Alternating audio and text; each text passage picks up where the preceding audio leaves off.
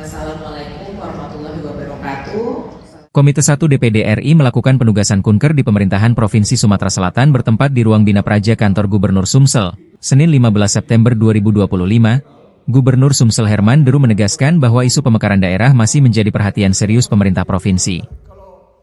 Saat ini ada 2 daerah di Sumatera Selatan yang telah masuk program legislasi nasional, yakni Pantai Timur di Kabupaten Ogan Komering Ilir dan Kikim Area di Kabupaten Lahat.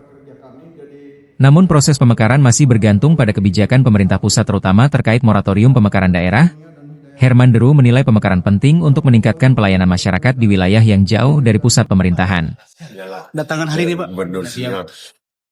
Alhamdulillah kita kedatangan anggota DPD RI dari Komite 1, ketuanya juga pimpinan DPD-nya, Mbak Yoris, juga ada Pak Akbar, waktu pimpinan MPR, waktu ketua MPR.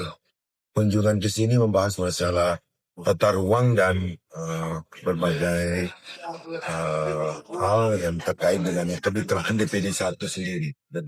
Sementara itu, anggota DPD RI Abchandra Muhammad Akbar Supratman menegaskan pihaknya menunggu catatan resmi dari Pemprov Sumsel untuk dibawa ke rapat bersama Kementerian dan DPR di Jakarta. Tadi juga ada isu pemekaran, Pak, ya? Ya, betul. Isu pemekaran tadi sudah disampaikan. Mudah-mudahan nanti beberapa catatan dari Pemprov Sumatera Selatan bisa segera kami terima, karena tadi ada beberapa pertanyaan yang sudah kami sampaikan.